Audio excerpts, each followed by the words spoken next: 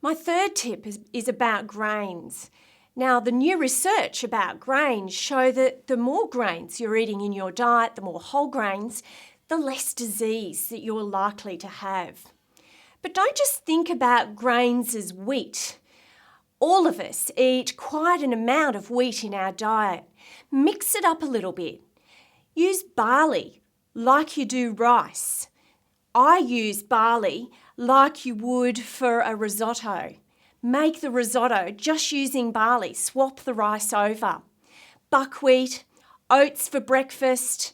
Some of the ancient grains that are around now. Quinoa. You can swap quinoa for couscous in your diet very easily. It works in a bake, but also just tossed with some warm water and made like a salad. Polenta is another excellent choice. So too are whole corn grains that you can use as a bit of a treat.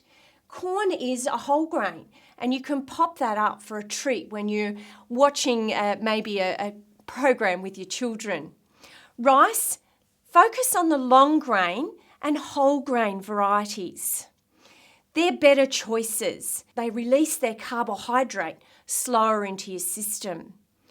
When we're talking about grains and the amount to eat, a slice of bread is a serve.